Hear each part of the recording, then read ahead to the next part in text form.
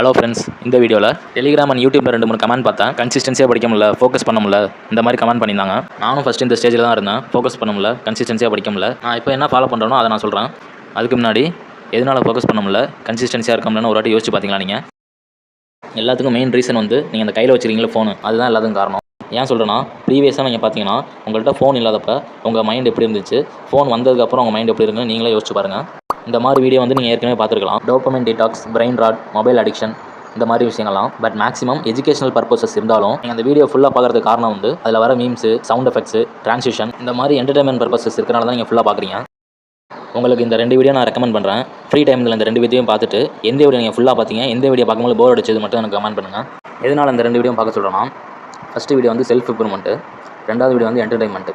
Self improvement அந்த சேனலில் பார்த்தீங்கன்னா எந்த ஒரு எடிட்டிங், மீம்ஸ் எதுவுமே இருக்காது. வெறும் அந்த போர்டு அவர் வந்து பேசுவார், அவ்வளோதான். செகண்ட் வீடியோ வந்து என்டர்டைன்மெண்ட் வீடியோ. ஃபுல் என்டர்டைன்மெண்ட் இருக்கனால உங்கள் பிரெயினுக்கு வந்து போர் அடிக்காது. எந்தெந்த மெத்தட் ஃபாலோ பண்ணால் நம்ம திருப்பியும் நம்ம பிரெயினை வந்து ரீபூட் பண்ணலான்னு பார்க்கலாம். இப்போ உங்களுக்கு ஒரு டவுட் வரலாம், இந்த இதெல்லாம் நீங்கள் ஃபாலோ பண்ணுறீங்களா? சோஷியல் மீடியா இந்த மாதிரி தான் ஒர்க் ஆகுதுன்னு எனக்கு தெரிஞ்சதுலேருந்து நான் வந்து கொஞ்சம் கொஞ்சமாக ட்ரை பண்ணியிருக்கேன். எல்லாத்தையும் ட்ரை மட்டும் பண்ணல, நான் ஃபாலோவும் பண்ணிகிட்டு இருக்கேன். அதுக்கு ஒரு எக்ஸாம்பிள் தான் இந்த வீடியோ.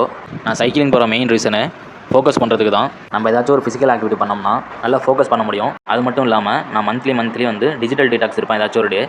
எனக்கு வந்து மெசேஜ் பண்ண முடியல, கன்சிஸ்டன்சியாக படிக்க முடியல, ஃபோக்கஸ் பண்ண முடியலன்னு சொன்னாங்க. இது வந்து நம்ம உடனே ஃபாலோ பண்ணிட முடியாது. இதுக்கு வந்து கொஞ்சம் டைம் எடுக்கும். எனக்கு எப்படி இதெல்லாம் தெரியும்னா, நான் காலேஜ் படிக்கிற டயத்தில் இன்ஸ்டா அக்கௌண்ட் மட்டும் 4 அக்கௌண்ட் இருந்தது. அது மட்டும் இல்லாமல் யூடியூப் சேனலில் வந்து நான் 3 அக்கௌண்ட் வச்சிருந்தேன். இன்ஸ்டா பேஜ்லையும் சரி, யூடியூப் சேனலையும் சரி, டெய்லி நான் வந்து 2 வீடியோ அப்லோட் பண்ணுவேன். இப்போலாம் என்னோட ஸ்க்ரீன் டைமில் பார்த்தீங்கன்னா 12 hours 13 hours இருக்கும். அவ்வளோ அடிக்ஷன்லேருந்தே வெளில வந்துட்டேன். அதனால் உங்களாலையும் கண்டிப்பாக வெளில வர முடியும். இன்ஸ்டா அன்இன்ஸ்டால் பண்ணி 3 years ஆச்சு. இந்த யூடியூப் சேனலுமே என்கிட்ட கிடையாது. இப்போ வந்து இந்த சேனல் மட்டும் தான் என்கிட்ட இருக்குது. இந்த சேனலுமே நான் சாட்டர்டே சண்டே மட்டும் தான் வீடியோ போடுவேன். ஃபஸ்ட்டு இன்ஸ்டாகிராம் நான் எப்படி அன்இன்ஸ்டால் பண்ணலாம், 2-3 நாளாக என்னால் இன்ஸ்டா யூஸ் பண்ணாமல் இருக்க முடியல. அதனால் என்ன பண்ணேன்னா, குரோமில் வந்து லாகின் பண்ணி யூஸ் பண்ணிட்டு இருந்தேன். கொஞ்ச நாள் கழிச்சு அன்இன்ஸ்டால் பண்ணிட்டேன் இன்ஸ்டாவை. இப்போ அன்இன்ஸ்டால் பண்ணி 3 years ஆச்சு. இப்போ நீங்கள் பார்க்குற யூடியூப்பில் இல்லைனா டெலிகிராம் சேனலில் 60 days strategy or 90 days strategy இந்த மாதிரி வீடியோலாம் பார்த்துருப்பீங்க. அந்த பிளானை டவுன்லோட் பண்ணிவிட்டு 3 days ஃபாலோ பண்ணியிருப்பீங்க. அப்படி இல்லைனா மேக்ஸிமம் 1 week ஃபாலோ பண்ணியிருப்பீங்க. அதுக்கப்புறம் அந்த பிளானை ஃபாலோ பண்ண மாட்டீங்க. ஸ்ட்ரெஸ் ஆகுது, டிப்ரெஷன் ஆகுது, கன்சிஸ்டன்சி இல்லை, ஃபோக்கஸ் இல்லைன்னு சொல்லுவீங்க. எதனால் நம்மளுக்கு அது மாதிரி ஆகுதுன்னா, எக்ஸாம் ப்ரிப்பேர் பண்ணுற வரவங்க மோஸ்ட்லி காலேஜ் முடிச்சு தான் வருவாங்க. ஸ்கூல்லேருந்து காலேஜ் படிக்கிற வரையும் ஒரு ரொட்டீனை ஃபாலோ பண்ணியிருப்போம். அதாவது ஒரு ஹேபிட் இருந்திருக்கும் நம்மளுக்கு. எக்ஸாம்பிள் வந்து நம்ம காலேஜ் டயத்தில் வந்து எக்ஸாம் வச்சிருப்பாங்க. அதுக்கப்புறம் செமஸ்டர் லீவ் விடுவாங்க. அப்புறம் ஃப்ரெண்ட்ஸோட நம்ம டூர் எங்கேயாச்சும் போவோம். அங்கே எல்லாமே நம்ம ஃபோன் யூஸ் பண்ணியிருப்போம். ஆனால் அதோட எஃபெக்ட் வந்து இப்போ தான் நம்மளுக்கு வந்து தெரியுது. அதே மாதிரி நம்ம கொரோனா டயத்தில் பார்த்தோம்னா நம்ம ஃபோன் மட்டும் தான் யூஸ் பண்ணியிருப்போம். புதுசாக எந்த ஹேபிட்டுமே உருவாக்கியிருக்க மாட்டோம். இது வரைக்கும் நம்ம ஃபாலோ பண்ண ருட்டீன் ஹேபிட்லாம் வேறு. காம்படேட்டிவ் எக்ஸாம்னு வந்தோம் நம்ம வந்து ஃபுல் டே படிக்கிற மாதிரி இருக்கும். திடீர்னு 30 days 60 days ஸ்ட்ராட்டஜிலாம் தொடர்ந்து ஃபாலோ பண்ணால் கண்டிப்பாக முடியாது. ஃபஸ்ட்டு நீங்களே உங்களுக்கு வந்து ரொட்டீனை கிரியேட் பண்ணிக்கணும். இதுக்கு நான் இப்போ வந்து இந்த வீடியோ போடுறேன்னா, இந்த இயர் வந்து எஸ்எஸ்சி வந்து ரொம்ப இஷ்யூ ஆயிடுச்சு. அதனால் எல்லாருமே மென்டலாக கொஞ்சம் அஃபெக்ட் ஆகிருப்போம். இப்போ இந்த இயர் போனாலும் நெக்ஸ்ட் இயருக்கு அப்கமிங்கில் NTPC வேறு நோட்டிஃபிகேஷன் விட்டாங்க. இந்த இயர் முடிய 3 months இருக்குன்னு. இந்த 3 months நல்லா யூஸ் பண்ணிக்கோங்க. உங்கள் ஹேபிட் ஃபார்மேஷனுக்கு, புதுசாக ஹேபிட் கிரியேட் பண்ணுறதுக்கு, ரொட்டீனை ஃபாலோ பண்ணுறதுக்கு நல்லா யூஸ் பண்ணிக்கோங்க. இந்த ஃபோன் அடிக்ஷனால தான் நம்மளால் கன்சிஸ்டன்சியாக ஃபோக்கஸாக படிக்க முடியாது. இந்த அடிக்ஷன்லேருந்து வெளில வந்தால் தான் நீங்கள் கன்சிஸ்டன்சியாக ஃபோக்கஸாக படிக்க முடியும். இதை வந்து நம்ம எப்படி ஃபாலோ பண்ணலாம்னு பார்க்கலாம். இப்போ நீங்கள் ஒரு ஹேபிட் ஃபார்ம் பண்ண போகிறீங்கன்னா சின்ன ஸ்டெப்பாக தான் எடுத்து வைக்கணும். எடுத்தோன்னே நீங்கள் பெரிய டாஸ்க்காக போட்டிங்கன்னா உங்களால் ஃபாலோ பண்ண முடியாது. இப்போ காலைல ஒரு 5 மணிக்கு எந்திரிக்க போகிறீங்கன்னா ஃபஸ்ட்டு 3 daysக்கு 5 மணிக்கு எந்திரிங்க. 3 day முடிஞ்சோனையும் நெக்ஸ்ட்டு 4th டேலேருந்து ஃபிசிக்கல் ஒர்க், மெடிடேஷன், அப்படி இல்லைனா நீங்கள் படிக்க ஸ்டார்ட் பண்ணாலும் ஓகே. 4th டேலேருந்து 7th day வரையும் நீங்கள் இதை ஃபாலோ பண்ணணும்.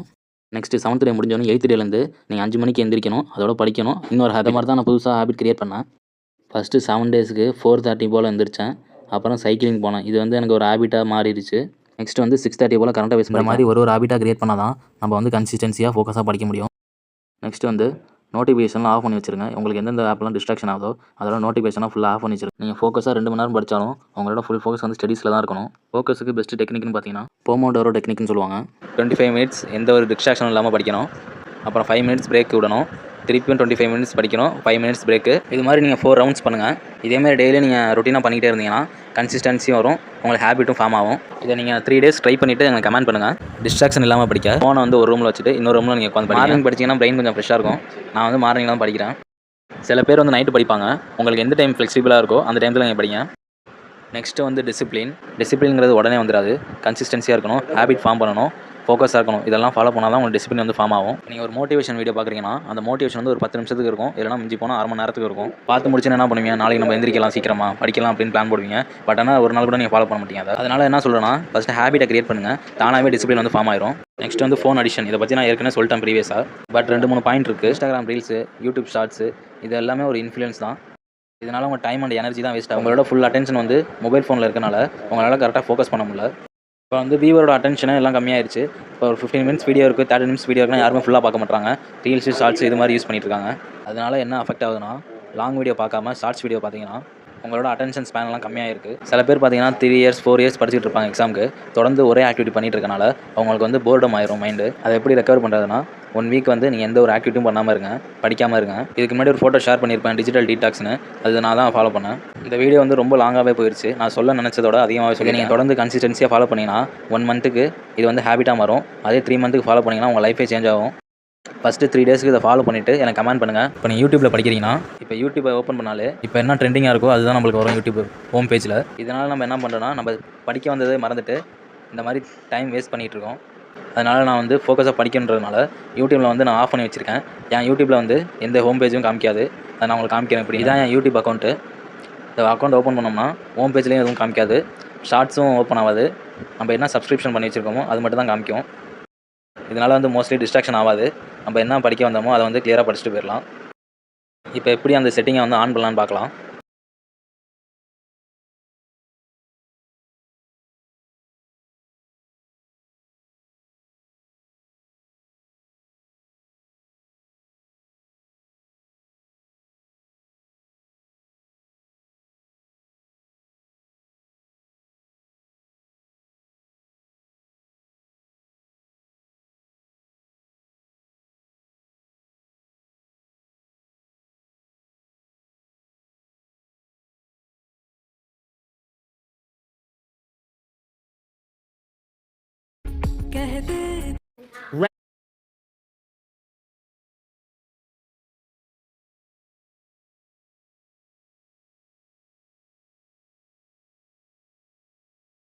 இந்த வீடியோ வந்து ஒரு ஜென்ரல் வீடியோ தான். பட் நான் எடுத்துகிட்டு வந்த ஸ்லைடோட அதிகமாகவே நான் வந்து சொல்லிட்டேன்.